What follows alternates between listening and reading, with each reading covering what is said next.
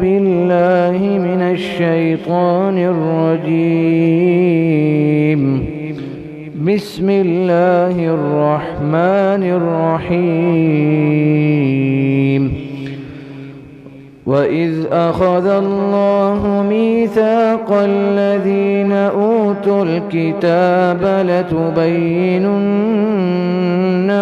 للناس ولا تكتمونه فنبذوه وراء ظهورهم واشتروا به ثمنا قليلا فبئس ما يشترون.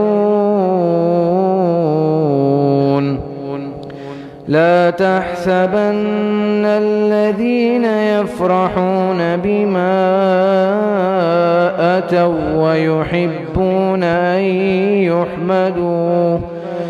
ويحبون أن يحمدوا بما لم يفعلوا فلا تحسبنهم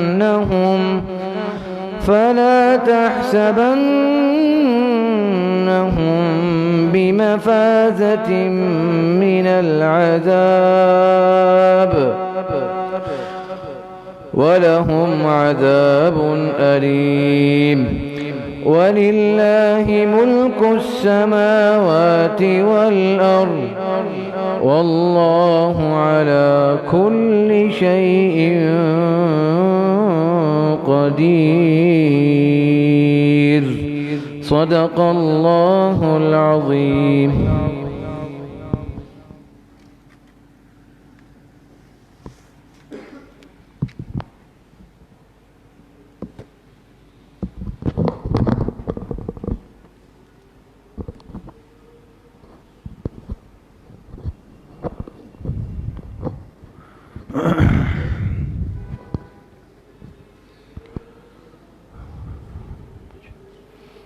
بسم الله الرحمن الرحيم.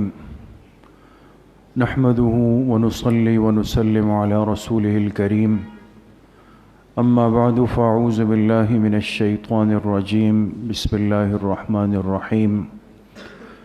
بل هو آيات بينات في صدور الذين أوتوا العلم وما يجحد بآياتنا إلا الظالمون. وقال رسول الله صلى الله عليه وسلم: من قال في القرآن برأيه فليتبوأ مقعده من النار. وفي رواية: من قال في القرآن فأصاب فقد أخطأ. صدق الله وصدق رسوله النبي الكريم. اللهم صل على سيدنا ومولانا محمد وعلى آل سيدنا ومولانا محمد وبارك وسلم. اللہ تبارک و تعالیٰ کا بہت بڑا کرم اور احسان ہے کہ ہم سب یہاں پر دین کی بات سننے کی نسبت سے جمع ہوئے ہیں. اللہ پاک آپ سب کے اس آنے کو، اس بیٹھنے کو، سننے اور سنانے کو اپنی بارگاہ عالیہ میں قبول فرمائیں اور ہم سب حاضرین اور سامعین کے ظاہر اور باطن کی اصلاح کا ذریعہ بنائیں. اللہ پاک نے اپنے آخری پیغمبر جناب رسول اللہ صلی اللہ علیہ وسلم کو اس انسانیت کی ہدایت کے لیے مبعوث فرمایا، اور جتنے انبیاء پیغمبر رسول دنیا میں تشریف لائے ہیں سب میں یہ بات قدر مشترک تھی کہ ان کے دنیا میں آنے کی غرض اور مقصد وہ ہدایت للناس، کہ انسانیت کو ہدایت مل جائے. قرآن کریم میں سورہ ابراہیم میں اللہ پاک نے حضور علیہ السلام کو آپ کا یہی مقصد یاد فرمایا ہے. لیکن آپ اگر غور کریں تو سورت شروع ہوئی الف لام را کتاب انزلناہ الیک، اسی طرح ہے نا، کتاب انزلناہ الیک لتخرج الناس من الظلمات الى النور بِإِذْنِ رَبِّهِمْ إِلَى صِرَاطِ الْعَزِيزِ الْحَمِيدِ. فرمایا اے میرے حبیب صلی اللہ علیہ وسلم، ہم نے یہ کتاب آپ کی طرف بھیجی ہے آپ پہ اتاری ہے، اور یہ کتاب آپ کو اس لیے دی گئی کہ لِتُخْرِجَ النَّاسَ مِنَ الظُّلُمَاتِ إِلَى النُّورِ، تاکہ آپ انسانیت کو اندھیروں سے نکال کر روشنی میں لے آئیں، وَيَهْدِي إِلَى صِرَاطِ الْعَزِيزِ الْحَمِيدِ، اور تاکہ آپ انسانیت کی رہنمائی کر لیں اس راستے کی طرف جو راستہ اس ذات کا ہے جو کہ عزتوں والا ہے، جو تعریفوں والا ہے۔ معلوم ہوا کہ پیغمبر کے دنیا میں آنے کا جو مقصد ہوتا ہے وہ لوگوں کو کفر کے، شرک سے، گمراہی کے اندھیروں سے نکالنا ہے۔ من الظلمات، اندھیروں سے مراد کوئی دنیا کا اندھیرا تو نہیں ہے کہ دنیا کے اندھیرے ختم کرنے کے لیے پیغمبر آتے ہیں، بلکہ وہ اس ضلالت کا، گمراہی کا، کفر کا، شرک کا، ظلم کا جو اندھیرے معاشرے میں پھیلے ہوتے ہیں اس کو ختم کرنے کے لیے آتے ہیں، اور انسان کو اس اندھیرے سے نکال کے کہاں لے آتے ہیں؟ الی النور، روشنی کی طرف۔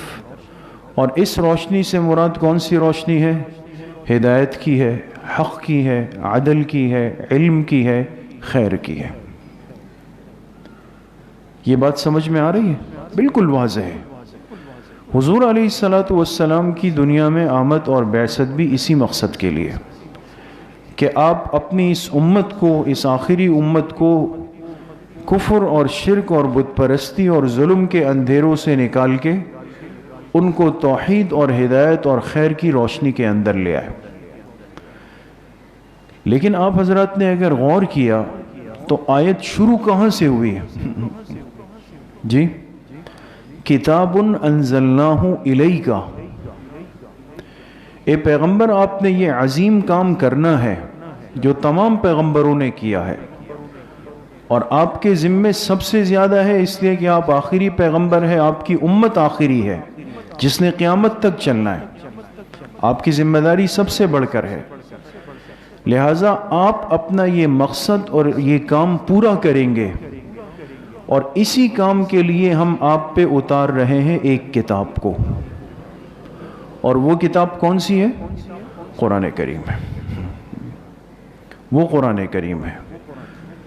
تو بالکل واضح طور پر اللہ نے یہ بات سمجھا دی کہ قرآن کریم اللہ کا وہ آفاقی اور عالی کلام ہے، وہ عظیم کلام ہے کہ جو پیغمبر کو اسی مقصد سے دیا جاتا ہے کہ وہ انسان کو اندھیروں سے نکال کے روشنی کے اندر لے آئے۔ تو اس انسان کی ہدایت کا سب سے پہلا راستہ اور سب سے بنیادی راستہ اور سب سے اصولی راستہ، وہ راستہ کس کتاب کے ذریعے سے طے ہوگا؟ قرآن کے ذریعے سے۔ اس لیے پورا قرآن کریم اللہ نے آپ پہ اتارا 23 سال کے عرصے میں، اتنا عرصہ اس پر لگا۔ تو یہ بات امت پہ صاف ہو گئی ہے کہ امت کو ہدایت کے راستے پر لے جانے کا جو سب سے پہلا راستہ اور طریقہ ہوگا وہ قرآن سے جڑنا ہے، وہ قرآن کریم ہے۔ اس لیے صحابہ سے لے کر آج تک کی امت کو آپ دیکھ لیں، آج تک کی امت کو، کہ یہاں دین کی ہر محنت کی بنیاد قرآن کریم کو بنایا گیا ہے۔ قرآن کریم کے بغیر اور قرآن کو اپنا مقتدی بنائے بغیر اگر انسان کہے کہ جی مجھے ہدایت مل جائے، یا مجھے راہ حق مل جائے، یا مجھے راہ نجات مل جائے، یہ ممکن ہی نہیں۔ قرآن کو اوڑھنا بچھونا بنانا ہوگا اپنا، اس سے تعلق رکھنا بے حد ضروری ہے۔ اس لیے ہمارے اکابر علماء دیوبند کی زندگیوں کو اگر آپ دیکھتے ہیں تو انہوں نے بڑی محنت کی ہے، بڑی زندگی کھپائی ہے اور لگائی ہے، قرآن کریم کی اشاعت میں بھی، حفاظت میں بھی، اس کو سمجھانے میں بھی، اس کو امت تک منتقل کرنے کے اندر بھی۔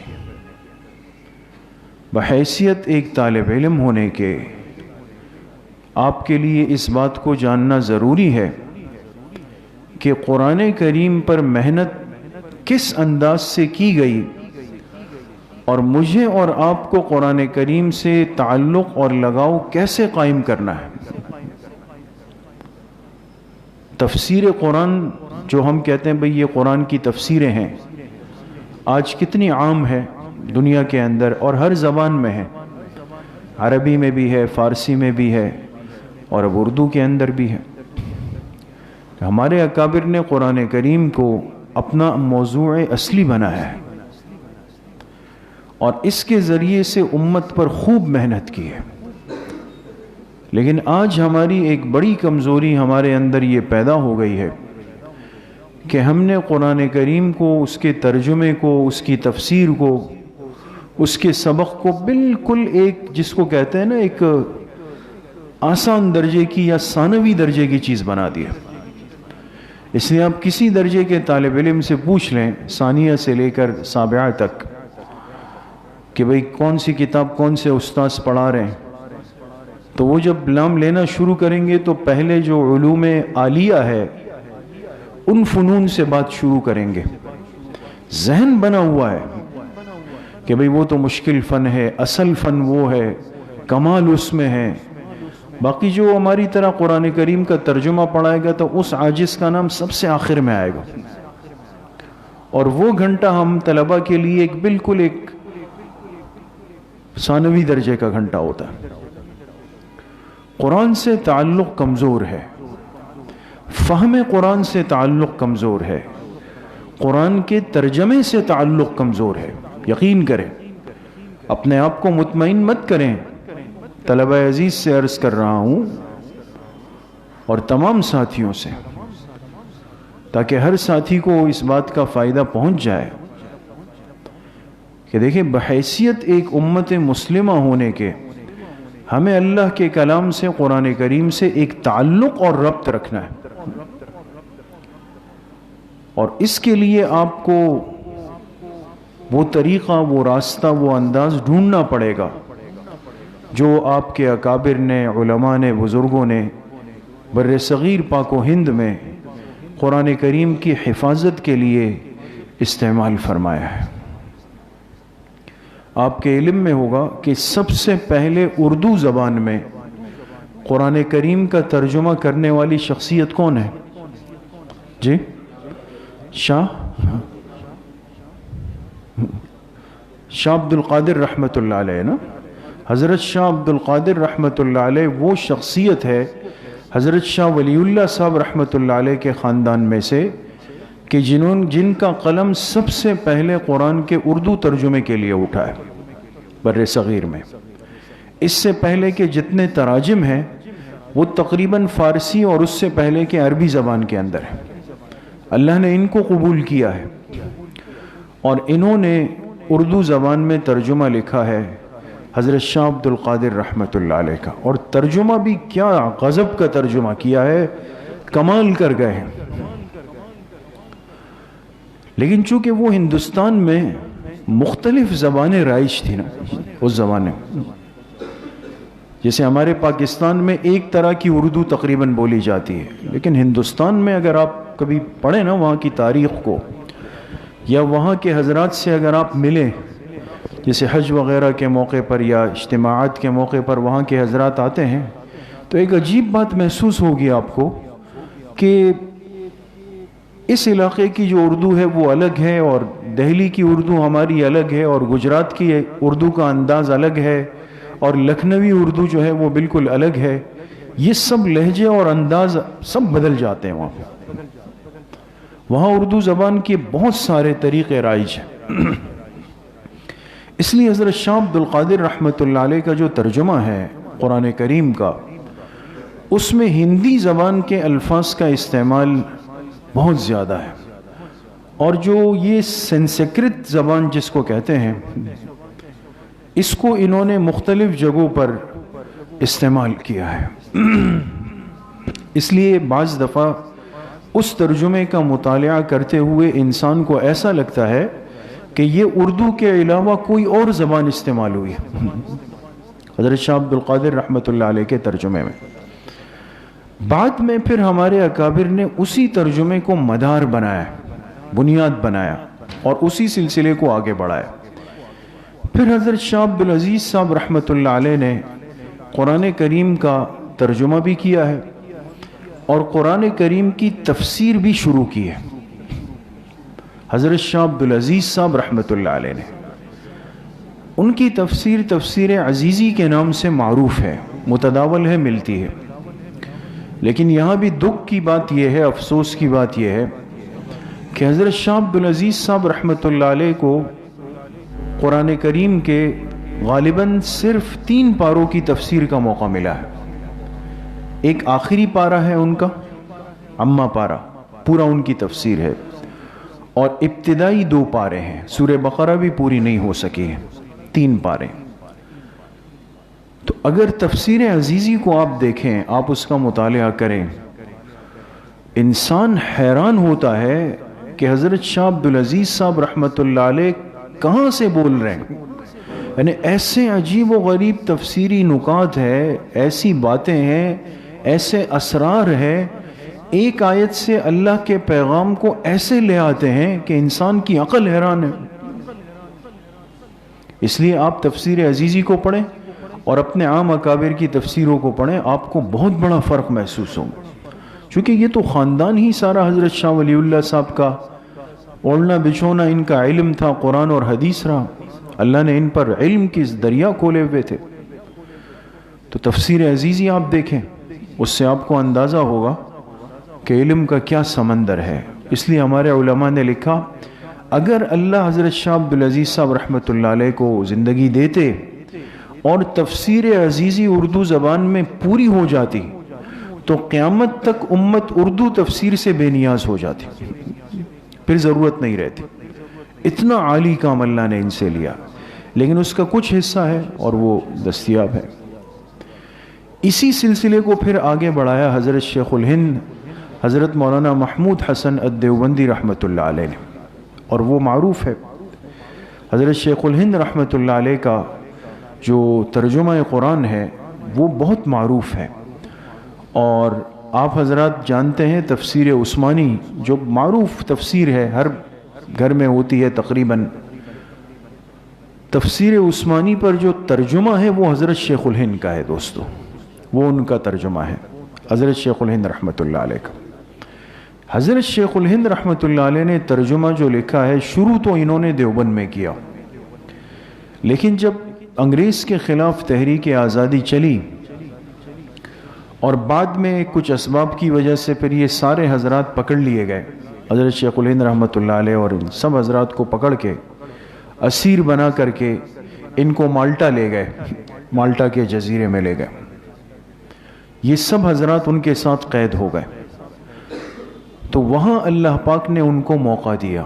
ہمارے اکابر کی زندگیاں اتنی قیمتی ہے کہ انہوں نے زندگی کے ہر لمحے کو قیمتی بنایا۔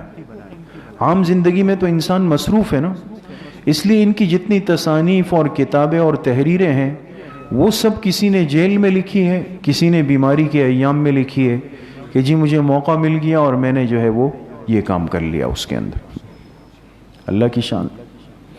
تو حضرت شیخ الہند رحمۃ اللہ علیہ نے یہ ترجمہ شروع کیا دیوبند میں، پھر مالٹا چلے گئے۔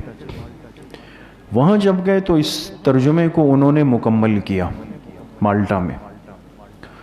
وہاں ایک دن اطلاع آئی کہ انگریز نے فیصلہ کیا ہے کہ بھئی سب کو موت کی گھاٹ اتارنا ہے، یعنی ختم کرنا ہے۔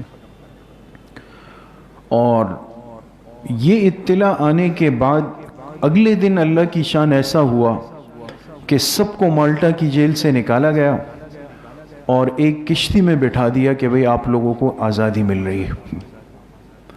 تو ظاہر سی بات ہے کہ ذہن کیا کہے گا کہ بھئی ہمارے ساتھ کر رہے ہیں، دھوکہ کر رہے ہیں، انگریز کا تو کام یہی ہے۔ وہ حضرات تو سن چکے تھے کہ ہماری موت کا منصوبہ بن گیا۔ تو جب ان کو کشتی میں بٹھایا گیا تو حضرت شیخ الہند رحمۃ اللہ علیہ کے پاس قرآن کریم کا یہ پورا ترجمہ، وہ خط جو مخطوطہ تھا وہ ان کے پاس تھا۔ تو فرماتے مجھے سب سے زیادہ فکر اس کی تھی کہ اللہ یہ اتنا بڑا کام آپ نے لیا ہے اور یہ امت تک منتقل کیسے ہوگا؟ یہ تو ہم کشتی میں بیٹھ گئے اور یہ بیچ میں لے جا کے کشتی کو غرق کر دیں گے، ڈبو دیں گے، سب چلا جائے گا، ہمیں تو جانا ہے۔ وہ حضرات تو تیار لوگ تھے، لیکن ترجمہ چلا جائے گا۔ بڑی فکر لگ گئی، پریشان بیٹھے ہوئے تھے۔ تو حضرت مولانا عزیر گل صاحب رحمۃ اللہ علیہ، جو حضرت شیخ الہند کے خاص شاگرد تھے، اور یہی ہمارے پاکستان میں علاقہ ہے، یہ سخاکوٹ کا، سخاکوٹ مردان سے لگا ہوا علاقہ ہے۔ ہماری حضرت کی قبر پہ حاضری ہوئی ہے۔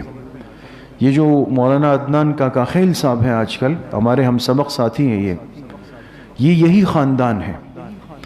ان کے دادا تھے مولانا عبدالحق نافع گل، مولانا عدنان کاکا خیل صاحب کے مولانا عبدالحق نافع گل ان کے دادا تھے، جو ہمارے حضرت ڈاکٹر صاحب اور ان سب کے استاذ ہیں۔ اور مولانا عبدالحق نافع گل کے دوسرے بھائی کا نام تھا مولانا عزیر گل۔ یہ دو سگے بھائی ہیں اور دونوں بڑے درجے کے مفسر اور محدث ہیں، بڑے انسان۔ تو یہ دونوں بھائی حضرت شیخ الہند کے شاگرد ہیں۔ تو یہ مولانا عزیر گل صاحب جو ہیں، یہ حضرت شیخ الہند کے خادم خاص تھے۔ تو یہ جیل میں بھی ساتھ رہے اور واپس بھی۔ تو چونکہ مضبوط، اور ان کے بارے میں ہم نے سنا کہ یہ بڑے تن و من، یعنی بڑے قداور شخصیت تھے، سرخ سفید پٹھان تھے، اور چونکہ اس دیہاتی زندگی کے عادی تھے تو بڑے مضبوط سخت جان آدمی تھے، قد بھی بہت لمبا تھا ان کا۔ انہوں نے دیکھا کہ بھئی استاذ جی پریشان بیٹھے ہوئے حضرت شیخ الہند، تو ان کے پاس آئے، کہا حضرت خیریت ہے؟ آپ بہت پریشان ہیں۔ کہا کہ مسئلہ یہ ہے کہ ہمیں کہا گیا کہ کل کشتی میں بٹھا کے واپسی ہے، مجھے لگتا ہے کہ یہ کشتی کو ڈبو دیں گے، غرق کر دیں گے، ترجمہ چلا جائے گا۔ مجھے اس فکر نے پریشان کیا ہوا ہے۔ حضرت شیخ الہند رحمۃ اللہ علیہ نے فرمایا حضرت وہ آپ مجھ پہ چھوڑ دیں۔ ایسے وفادار شاگرد تھے۔ فرماتے میں نے ایک حضرت کی تفسیر لی، جو کاغذات تھے، اور اس کو ایک پلاسٹک کی تھیلی میں ایسے باندھ دیا، کئی تھیلیوں سے باندھ دیا، اور پھر اس کو اپنے سینے کے ساتھ بالکل رسی سے مضبوط کر دیا آگے، مولانا عزیر گل صاحب رحمۃ اللہ علیہ نے۔ اور میں نے حضرت شیخ الہند سے وعدہ کیا کہ مجھے تیرنے میں، تیراکی میں مہارت حاصل ہے اپنے علاقے سے، میں کئی گھنٹے تیر سکتا ہوں پانی میں، اور گہرائی میں بغیر سانس لیے ہوئے رہ سکتا ہوں، آپ پریشان نہ ہوں۔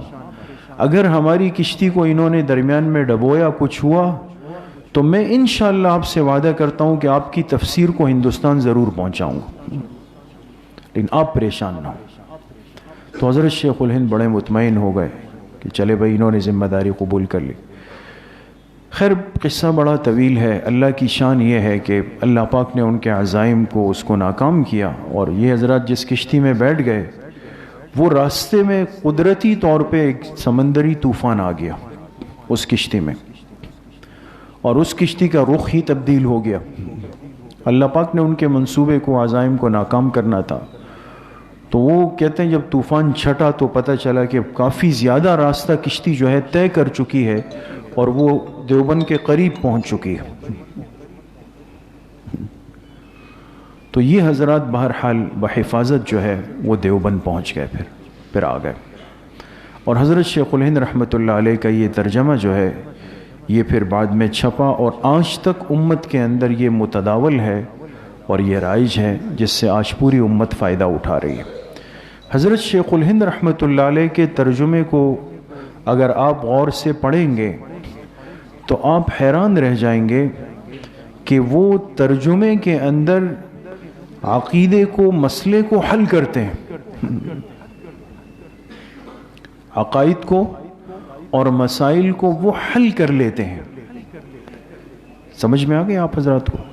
اب چونکہ وقت نہیں ہے، میں آپ حضرات کو مثالیں دوں کہ حضرت شیخ الہند رحمۃ اللہ علیہ نے ترجمے کے اندر کتنا بڑا کمال کیا ہے۔ ایک ترجمے میں ایک لفظ ذکر کرتے ہیں اور سارے اختلاف کو، مسائل کو اسی ترجمے کے اندر حل کر جاتے ہیں، وہ پورا ہو جاتا ہے بالکل۔ مثال کے طور پہ ایک مثال دو، طلبہ بیٹھے ہوئے ہیں، قرآن کریم سورہ مائدہ میں ہے او لامستم النساء، ہے نا، او لامستم النساء، یہاں سے ایک فقہی اختلاف پیدا ہوا ایک فقہی مسئلے میں کہ اگر کوئی مرد کسی اجنبی عورت کے جسم کو چھو لے، ہاتھ لگا لے، مس ہو جائے، تو لمس امرأہ اجنبیہ، اجنبی عورت کو ہاتھ لگ جائے تو اس آدمی کا وضو ٹوٹے گا؟ جی نہیں ٹوٹے گا نا۔ ہمارے فقہ حنفی میں اجنبی عورت کو اگر ہاتھ لگ جائے اور جسم سے کچھ خارج نہ ہو تو وضو نہیں ٹوٹے گا۔ وہ الگ بات ہے کہ اگر کسی نے جان بوجھ کے لگایا نعوذ باللہ تو گناہ گار ہوگا، لیکن وضو نہیں ٹوٹے گا۔ احناف یہ کہتے ہیں۔ امام شافعی رحمۃ اللہ علیہ فرماتے ہیں کہ قرآن نے واضح طور پہ لمس کہا، اور لمس کے معنی کسی چیز کو چھو جانا، تو اللہ کہہ رہے ہیں کہ اگر عورت کو چھو لیا تو وضو کرنا پڑے گا۔ تو جب قرآن اتنا صاف کہہ رہا ہے کہ عورت کو چھو لینے سے وضو ٹوٹتا ہے، تو آپ احناف کیسے کہتے ہیں کہ نہیں ٹوٹتا؟ یہ تو آپ قرآن کے خلاف جا رہے ہیں۔ سمجھ میں آتی ہے؟ امام اعظم ابو حنیفہ رحمۃ اللہ علیہ نے فرمایا کہ یہاں لامس آیا ہے، لمس نہیں آیا ہے، باب مفاعلہ ہے نا، یہ باب مفاعلہ ہے، ایک ہے لمس اور ایک ہے لامس، یہاں لامس تم آیا ہے۔ اور عربی کے اندر جب باب مفاعلہ آ جائے لامس تم والا، تو وہ دو افراد کا تقاضا کرتا ہے۔ کتنے افراد کا؟ ایسا کام جو دو افراد نے اپنی رضا اور خوشی سے کیا ہو۔ اب ایک عورت جا رہی ہے اور ایک آدمی نے جا کے مثال کے طور پہ جان بوجھ کے اس کو ہاتھ لگا دیا، تو قصور ایک کا ہے یا دونوں کا ہے؟ جی ایک کا ہے نا، قصور تو ایک کا ہے، دو افراد تو استعمال نہیں ہوئے۔ لامس اسی صورت میں پورا ہوگا جب دونوں افراد کا استعمال ہوا۔ اس لیے امام اعظم ابو حنیفہ رحمۃ اللہ علیہ نے فرمایا لامستم ای جامعتم النساء۔ یہ لمس کس کے معنی میں ہے؟ یہ جماع کے معنی میں، یہ جماع کے معنی میں ہے۔ یہاں لمس سے مراد ہاتھ لگانا نہیں، بلکہ ہم بستری اور جماع کرنا ہے۔ یہ تو مسئلہ واضح ہو گیا نا۔ اصل بات پہ اب آ رہے ہیں۔ اب آپ حضرات اٹھائیں حضرت شیخ الہند کا ترجمہ، حضرت شیخ الہند کا ترجمہ۔ حضرت شیخ الہند رحمۃ اللہ علیہ نے ترجمہ کیا او لامستم النساء، اور جب تم لگ جاؤ عورتوں کے ساتھ۔ نہیں سمجھ میں آئی بات؟ جب تم لگ جاؤ عورتوں کے ساتھ، یعنی ترجمہ ایسا کیا کہ وہ ترجمہ کس مسلک کو واضح کر رہا ہے؟ احناف کے مسلک کو، اس لیے کہ مرد عورت سے لگتا ہے صحیح، تو کس وقت لگ جاتا ہے مکمل طور پہ؟ جماع کی صورت میں۔ تو دیکھیں ترجمے میں وہ تعبیر اور الفاظ استعمال کیے کہ مسئلے کو حل کر دیا انہوں نے۔ تو بہرحال وقت مختصر ہے، یہ موضوع تو بہت لمبا ہے۔ آپ حضرات سے صرف آج کی مجلس میں بات یہ عرض کرنی تھی کہ قرآن کریم کی تفسیر سے اپنا تعلق مضبوط کریں دوستوں، اور شاید یہ موضوع ظہر کے بعد عصر سے پہلے مفتی صاحب نے سے رابطہ کیا کہ آج کس اس پہ بات کرنا ہے۔ ذہن میں حضرت مفتی ظفر علی خان صاحب نور اللہ مرقدہم کا تصور ان کے انتقال کے بعد سے ہے، چونکہ ان کا ایک بڑا کام اور کارنامہ یہ تھا کہ انہوں نے قرآن کریم کو بہت محنت سے سمجھایا، اور دورہ تفسیر قرآن جو آج الحمدللہ آپ حضرات کی مسجد میں بھی ہوتا ہے شعبان کے مہینے میں، سب سے پہلے اس محنت کو کراچی میں لانے والے حضرت مفتی صاحب رحمۃ اللہ علیہ تھے دورہ تفسیر کو، اور خود ایک مجلس میں ہم موجود تھے۔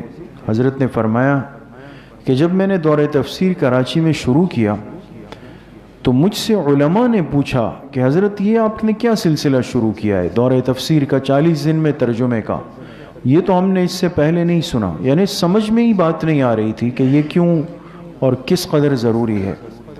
لیکن فرمایا جب 40 دن کے دورے شروع ہوئے اور محنت ہوئی تو تب اندازہ ہوا کہ یہ بہرحال ایک طالب علم اور عالم کے لیے بے حد ضروری ہے۔ ان کا دورہ تفسیر بڑا مشہور تھا، ہماری حاضری اس میں کئی دفعہ ہوئی، ہم نے ان سے مستقل مکمل طور پہ نہیں پڑھا، لیکن الحمدللہ ان کے دور تفسیر کے دروس میں بارہا ہم حاضر ہوئے، اور ایک دفعہ دور تفسیر کے اختتام میں بھی گئے۔ اللہ نے ان کو بڑا ملکہ دیا تھا قرآن کریم کے سمجھانے کا اور اس کی گہرائی کے اندر جانے کا۔ تو طلبہ علم سے خاص طور پہ اور اپنے تمام ساتھیوں سے میری یہ درخواست ہے کہ دیکھیں اکابر کی اس قدر تیزی سے روانگی اور رخصتی، یہ ساری مسندیں خالی ہوتی چلی جا رہی ہیں۔ علم تفسیر کی مسندیں شاذ رہ گئی ہے بالکل، کہ قرآن کو سمجھانے والے، کھول کے بیان کرنے والے گنتی کے لوگ رہ گئے۔ اس لیے قرآن کریم سے اپنا تعلق رکھیں۔ جہاں آپ کے قریب قرآن کے حلقے ہیں، تفسیر کے حلقے ہیں مستند، اس سے ضرور جڑیں۔ اور طلبہ ساتھیوں سے عرض کروں گا کہ قرآن کریم کی تفسیروں کا میں نے جو حوالے دیے شروع میں، وقت نہیں ہے ورنہ میں آپ کو تفصیل سے بیان کرتا، اور ارادہ بھی تھا عربی تفاسیر سے متعلق کچھ بات کا، لیکن بہرحال میں نے آپ کے سامنے 3 تفسیریں عرض کی۔ ایک حضرت شاہ عبد القادر رحمۃ اللہ علیہ کا ترجمہ، ایک حضرت شاہ عبد العزیز صاحب رحمۃ اللہ علیہ کی تفسیر عزیزی، اور ایک حضرت شیخ الہند رحمۃ اللہ علیہ کا ترجمہ۔ آپ حضرات اپنی اس طالب علمی میں اس کا مطالعہ کریں، یقین کریں آپ کو اندازہ ہوگا کہ علم کے کتنے سمندر اس میں چھپے ہوئے، اور ایک وقت آئے گا جب آپ عالم بنیں گے، بولنے لگیں گے، اللہ آپ سے دین کا کام لیں گے، تو یہ قرآن کریم اتنا راسخ ہوگا آپ کے اندر، اور آپ کے لیے لوگوں کو، امت کو لے کر چلنا آسان ہو جائے گا۔ تو جو مقصد نبوت تھا لِتُخْرِجَ النَّاسَ مِنَ الظُّلُمَاتِ إِلَى النُّورِ، ابتدا میں بات ہوئی، اس کے لیے ضروری ہے اگر آپ نے فارغ ہو کر دین کا کام کرنا ہے، پوری دنیا میں جانا ہے، ہر ایک تک دین کی دعوت پہنچانی ہے، کرنا ہے نا اس طرح، اس کے لیے بہت ضروری ہے کہ آپ کے پاس قرآن کا علم مضبوط بھی ہو، گہرا بھی ہو، عمیق بھی ہو اور محفوظ بھی ہو۔ تو کون کون مطالعہ کرے گا انشاءاللہ؟ سب کریں گے۔ اللہ پاک مجھے بھی آپ سب کو صحیح عمل کی توفیق نصیب فرمائے۔ وآخر دعوانا ان الحمد للہ رب العالمین۔ انشاءاللہ اب کچھ دیر کے لیے ختمات شریفہ پڑھیں گے، اور اس کے بعد انشاءاللہ پھر دعا ہوگی۔ بسم اللہ الرحمن الرحیم۔ الحمد للہ الذی لم یتخذ ولدا ولم یکن له شریک فی الملک ولم یکن له ولی من الذل وکبرہ تکبیرا۔ تمام ساتھی ایک مرتبہ درود شریف پڑھ لیں۔ اللہم صلی علی محمد وعلی آل محمد کما صلیت علی ابراہیم۔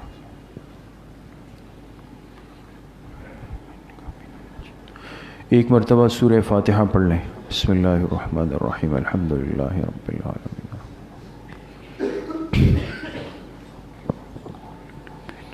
ایک مرتبہ درود شریف پڑھ لیں۔ اللہم صلی علی محمد وعلی آل محمد کما صلیت علی ابراہیم۔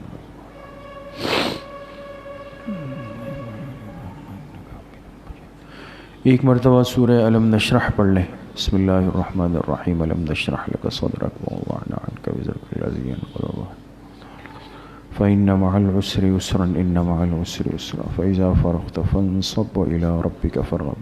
ایک مرتبہ سورہ اخلاص پڑھ لیں۔ بسم اللہ الرحمن الرحیم۔ قل هو اللہ احد اللہ الصمد۔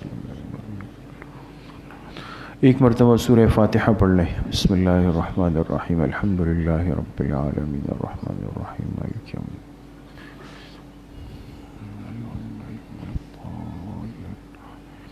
ایک مرتبہ درود شریف پڑھ لیں۔ اللہم صلی علی محمد وعلی آل محمد کما صلیت علی ابراہیم وعلی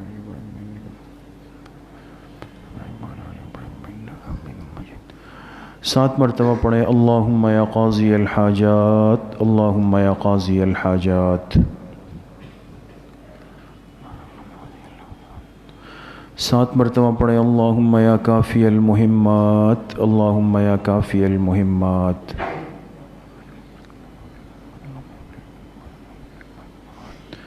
7 مرتبہ پڑھیں۔ اللہم یا دافع البلیات، اللہم یا دافع البلیات۔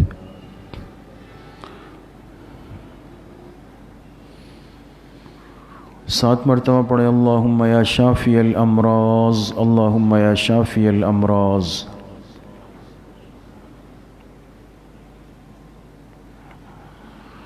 7 مرتبہ پڑھیں۔ اللہم یا رفیع الدرجات، اللہم یا رفیع الدرجات۔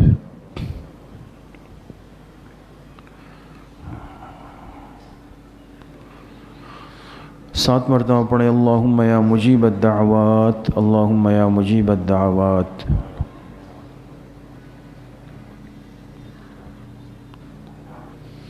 7 مرتبہ پڑھیں اللہم یا ارحم الراحمین، اللہم یا ارحم الراحمین۔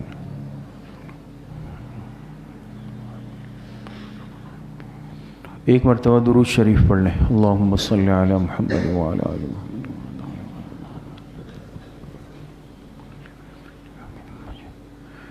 3 مرتبہ پڑھیں حسبنا اللہ ونعم الوکیل، حسبنا اللہ ونعم الوکیل۔ ایک مرتبہ درود شریف پڑھ لیں، اللہم صلی علی محمد وعلی آل محمد۔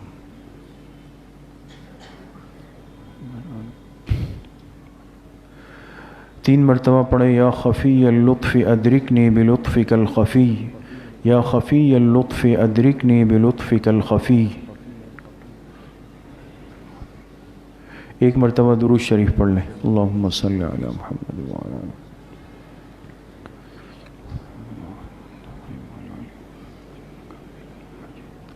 3 مرتبہ پڑھیں لا حول ولا قوة الا باللہ، لا حول ولا قوة الا باللہ۔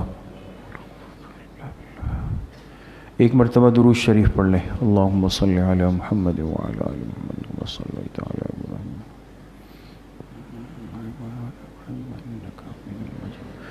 3 مرتبہ پڑھیں ذالک فضل اللہ یؤتیہ من یشاء واللہ ذو فضل علی المؤمنین، ذالک فضل اللہ یؤتیہ من یشاء واللہ ذو فضل علی المؤمنین۔ ایک مرتبہ درود شریف پڑھ لیں، اللہم صلی علی محمد وعلی آل محمد کما صلیت علی۔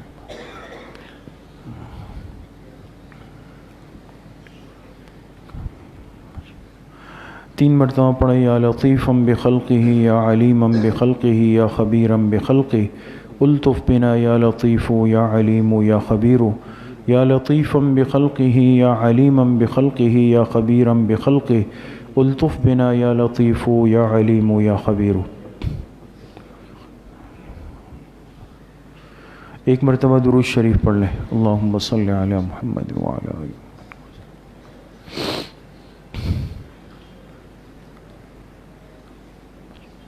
3 مرتبہ پڑھیں انا للہ و انا الیہ راجعون، انا للہ و انا الیہ راجعون۔ ایک مرتبہ درود شریف پڑھ لیں، اللہم صلی علی محمد وعلی آل محمد کما صلیت۔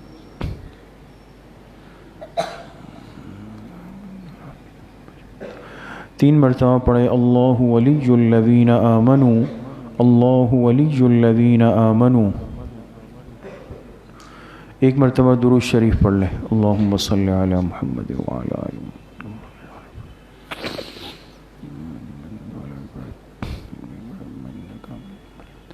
3 مرتبہ پڑھیں واللہ ولی المؤمنین، واللہ ولی المؤمنین۔ ایک مرتبہ درود شریف پڑھ لیں، اللہم صلی علی محمد وعلی آل محمد۔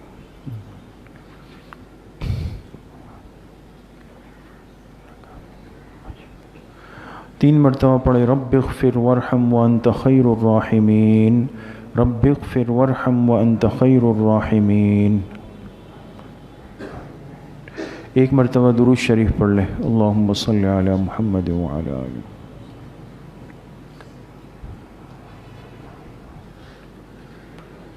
3 مرتبہ پڑھیں یا لطیف یا خبیر یا ودود یا شکور، یا لطیف یا خبیر یا ودود یا شکور۔ ایک مرتبہ درود شریف پڑھ لیں، اللہم صلی علی محمد وعلی آل محمد۔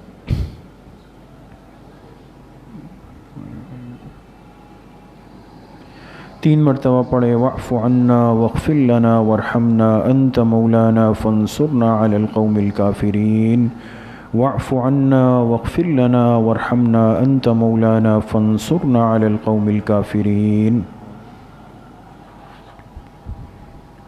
ایک مرتبہ درود شریف پڑھ لیں، اللہم صلی علی محمد وعلی آل محمد کما صلیت علی ابراہیم، اللہم بارک علی محمد وعلی آل محمد کما بارکت علی ابراہیم وعلی آل ابراہیم انک حمید مجید۔ یہ جتنے ختمات مبارکہ پڑھے گئے ہم اس کا ایصال ثواب جناب رسول اللہ صلی اللہ علیہ وسلم کو آپ کی قبر اطہر میں اور آپ کے واسطے اور وسیلے سے پوری امت کو بالخصوص صحابہ اکرام خلفائے راشدین تابعین تبع تابعین اس امت کے مفسرین محدثین مجتہدین فقہاء ائمہ اربعہ سلاسل اربعہ سلسلہ نقشبندیہ قادریہ چشتیہ سہروردیہ کے اپنے تمام مشائخ بزرگوں کو پوری امت مسلمہ کو بالخصوص اپنے دوست احباب رشتہ دار جن جن کے ہم پر حقوق اور احسانات ہیں اپنے تمام اساتذہ اکرام بزرگان دین مشائخ اور بالخصوص جو قریب میں انتقال کرنے والے ہمارے اکابر علماء اکرام ہیں اور خاص طور پہ حضرت اپنے والد صاحب رحمۃ اللہ علیہ کو اس کا ایصال ثواب کرتے ہیں، اللہ پاک ان تمام حضرات کو اپنی شایان شان طریقے کے مطابق کامل درجے میں اس کا اجر نصیب فرمائے۔ کچھ دیر کے لیے مراقبہ کریں گے، ذکر قلبی کریں گے، تمام ساتھی اپنے سروں کو جھکا دیں، آنکھوں کو بند کر دیں، دلوں کی طرف متوجہ ہو جائیں اور یہ تصور کرے کہ میرے دل میں جو گناہوں کا زنگ ظلمات میل کچیل قدورات ہے وہ سب اللہ پاک کے اس مبارک نام کی برکت سے میرے دل سے نکل رہا ہے۔ اللہ کی بارگاہ سے انوارات فیوزات تجلیات میرے دل میں وارد ہو رہے ہیں اور میرا دل کہہ رہا ہے اللہ اللہ اللہ۔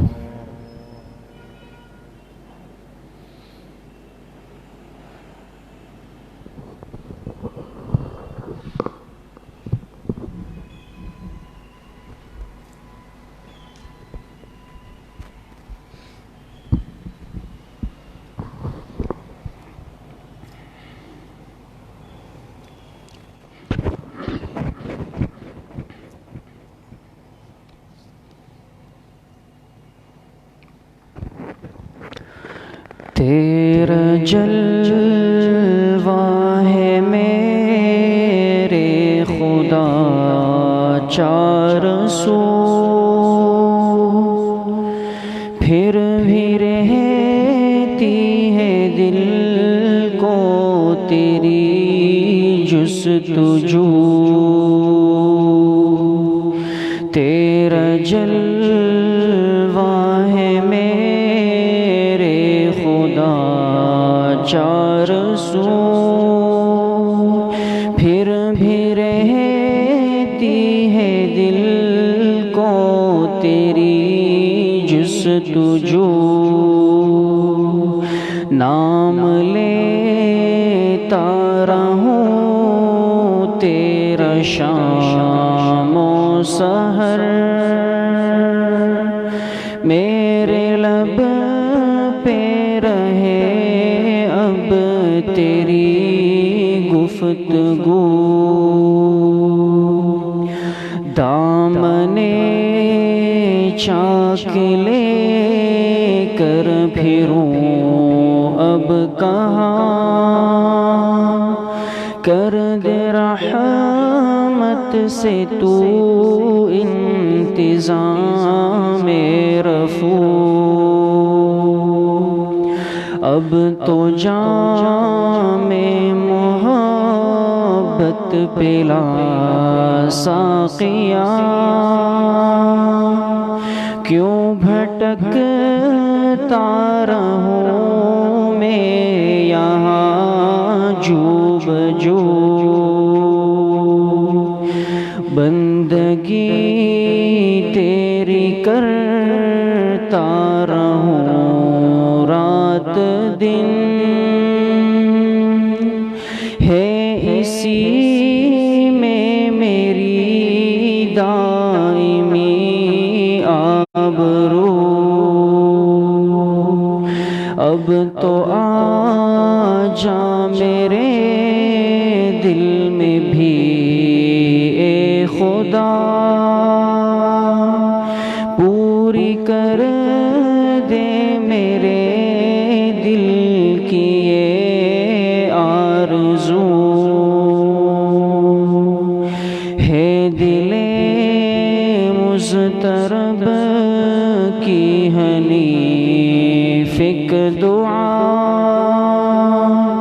وقت رخصت ندا آئے لا تقنطو۔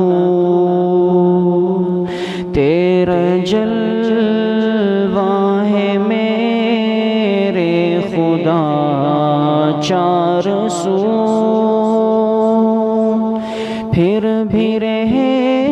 ہے دل کو تیری جستجو،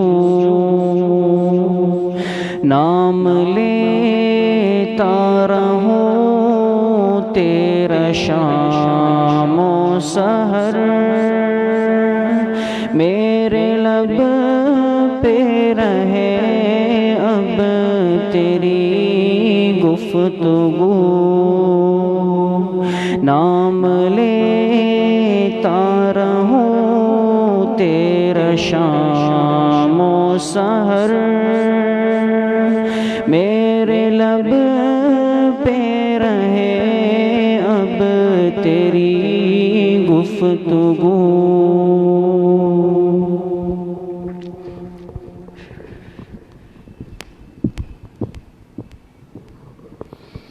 لا الہ الا اللہ محمد رسول اللہ، الحمد للہ رب العالمین، والصلاة والسلام على سید الانبیاء والمرسلین سیدنا و مولانا محمد وآلہ وصحبہ اجمعین۔ یا اللہ یا ارحم الراحمین، ہمارے صغیرہ کبیرہ ظاہراً باطناً ہر طرح کے گناہوں کو معاف فرما دے۔ یا اللہ پوری امت کے گناہوں کو معاف فرما دے۔ یا اللہ ہماری اس حاضری کو، اس بیٹھنے کو، اس سننے کو، تھوڑے سے ذکر کو یا اللہ اپنی بارگاہ عالیہ میں قبول فرما دے۔ ساری زندگی یا اللہ اپنی زبانوں کو تیرے مبارک یاد سے، ذکر سے آباد رکھنے کی، معطر رکھنے کی یا اللہ توفیق نصیب فرما دے۔ یا اللہ ذکر کے حلقوں سے، دعوت کے حلقوں سے، قرآن کے حلقوں سے، حدیث کے حلقوں سے، اہل علم اور بزرگوں کے حلقوں سے یا اللہ موت تک جڑنے کی توفیق نصیب فرما دے۔ ہمارے جتنے اکابر علماء اکرام یا اللہ دنیا سے تشریف لے گئے، یا اللہ ان تمام کی کامل درجے میں مغفرت فرما دے۔ یا اللہ امت کو جلد از جلد ان کا نعم البدل نصیب فرما دے، ان کی برکتیں تا قیامت جاری اور ساری فرما دے۔ جتنے اکابر علماء بزرگ حیات ہے، سب کی عمر، صحت، قوت، تقوی میں یا اللہ برکتیں نصیب فرما دے۔ ساری زندگی مسجدوں سے، اعمال سے تعلق جوڑ، محبت نصیب فرما دے۔ علم نافع کی دولت سے یا اللہ مالا مال فرما دے۔ ایک ایک طالب علم کو یا اللہ دین کے ہر شعبے کی محنت کے لیے قبول فرما دے۔ علم بعمل یا اللہ ہم سب حاضرین کو نصیب فرما دے۔ جتنے بیمار گھروں میں، اسپتالوں میں، سب کو شفاء کلی نصیب فرما دے۔ جتنے مرحومین مرحومات دنیا سے جا چکے ہیں یا اللہ سب کی مغفرت فرما دے۔ ہم سب کا خاتمہ بالایمان و بالخیر نصیب فرما دے۔ ہماری دعاؤں کو اپنے فضل و کرم سے، فضل و رحمت سے اپنی بارگاہ میں قبول اور منظور فرما دے۔ وصلی اللہ وسلم علی نبینا محمد وآلہ وصحبہ اجمعین برحمتک یا رب۔ السلام علیکم ورحمۃ اللہ۔